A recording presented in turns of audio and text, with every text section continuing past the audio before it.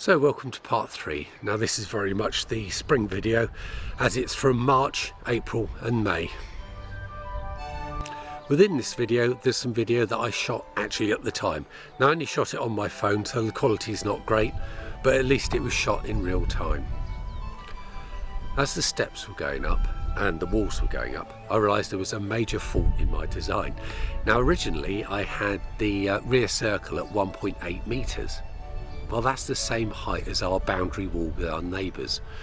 To be that high would be ridiculous. I'd be directly overlooking all our neighbours' gardens and equally they'd be looking at me. So I decided to redesign it. The other thing I wasn't very happy about was the fact that when you're on the paths around the pond, it'd be quite a drop off. That 4 feet doesn't look much, but it feels quite high. So I decided what I needed to do would be to extend the wall height up round where the paths are to sort of encompass the pond, and then equally the circle at the back I decided to keep the high walls so it felt like you're nicely secured in there but with views over the garden. So that's what I decided to do, so I did this major redesign. Now as part of this redesign what I sort of wanted was rooms as it were outside. So you've got the first room, which is the first circle, which is nicely sheltered. That'll be very sheltered indeed. And it's also close to the house, and you've got the views over the pond. Now what I've decided is the second circle that I'm going to build needs to be nicely enclosed with the rear wall, but with a very low front wall, so you've got views out over the farmland. So it's very much that I'm building rooms. So we've sort of got the inner circle room, as it were, the pond room, as it were, with its walls going round now, and then the third room, which will be down where the second circle is going to be. Also, as part of my design, I realised I needed somewhere to put the filter unit for the pond. So I've incorporated that into this design as well. So if you like, that's sort of another little room.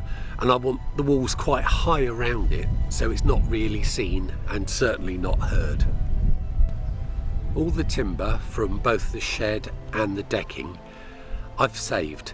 Any that was rotten I've cut up and we burnt on the wood burner, but any of the good wood I saved and I've stored out and allowed to air and dry. Now a lot of my friends and neighbours have taken this and have reused it in projects in their gardens, which is basically upcycling at its absolute best. As part of this I built my daughter a little playhouse as well to have in the garden. She always likes dens, and this was one of the little dens that we built. So this is me digging out all the foundations ready for the second circle and that second wall going in. If you note, the underlying stone wasn't very far down, so obviously these foundations didn't need to be very deep. Building on solid rock is about as strong as you can get. Now as you can see, before I continue doing my foundation, I've got to take this old wall out. And of course, no easy way to take walls out. You just have to resort to a hammer, a chisel, and I've got a long wrecking bar that helps. Good old leverage to help get them out. Now these are very useful, these blocks. I save them and reuse them in the wall, particularly when it can't be seen. But that's the next obstacle in the way. Get rid of this wall. So better get on with it. So before I could really get on with too much, I had to take out the old rear wall at the back. And all the posts had to come out that were holding up the decking. And the original concrete posts that I think were there for a fence.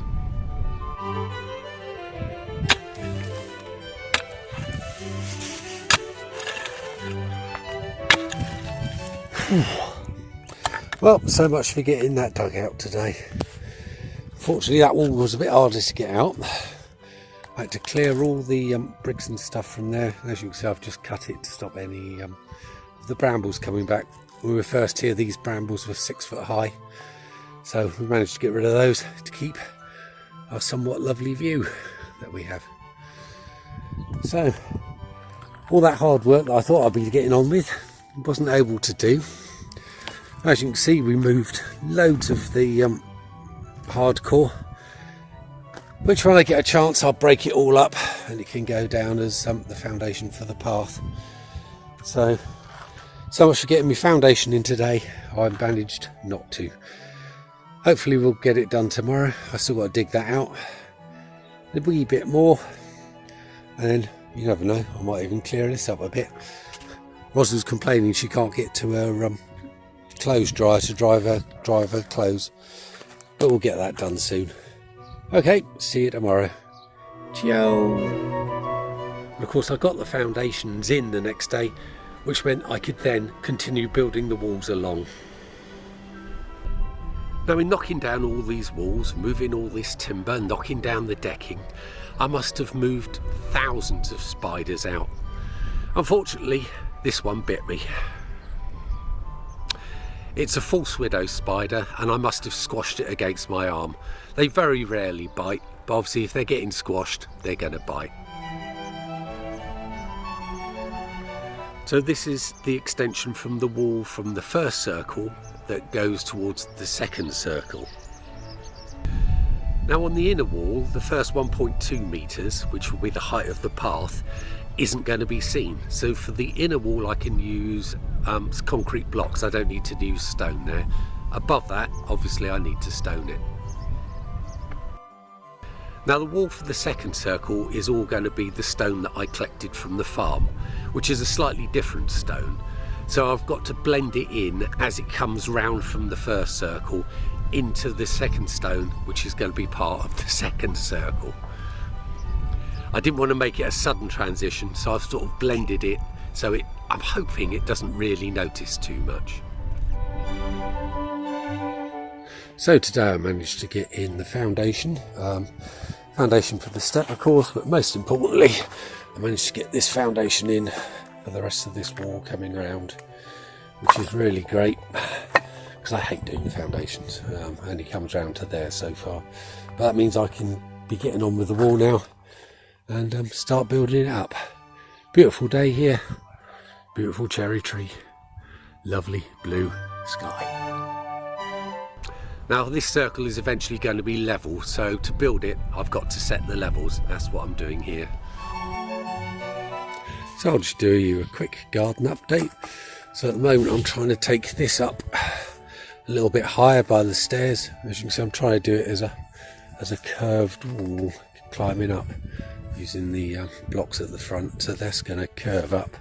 And so I haven't actually pointed this yet, but anyway, it's coming round, and that will be at a height, just because there's going to be a path the other side, so just so you don't fall off the thing. And you can see this is coming on quite well now. This is the other circle, which is not far off being finished, and we're building that up. Now, at the moment I'm also digging out the pond, so it gives you an idea roughly of how big it's going to be. I've got to dig it down quite a lot more yet. Then up there'll be a path coming round. You see this will be steps, so the first step's in, I've got to do the rest, but I can't do that until I've put the bottom drain in. So once the bottom drain is in, I can start building that up as well. So you can see, coming on quite nicely. And you know what people say, nice tidy site is just what you need. Oh well, not quite as tidy as it should be. Alright, chill. Now this circle's going to be about a foot higher once I've put the pavings in. That's why it looks like there's a great big step, but the actual finish is going to be about 300mm higher. So this is the joy of doing double skinned walls. They literally take about 4 times longer than the single skinned, mostly because you have to find all the right sizes first, lay them out dry before you mortar them up. And then you can mortar them up as you go along. But what takes all the time is finding the right bits, which is exactly why I've got bits of stone everywhere, because you're always trying to find the right size bit, and as you can see there's plenty about. So not the neatest job, but you just need to be able to grab hold of the bits. So I'll lay those bits tomorrow and see how it goes. I can see the walls coming on quite nicely.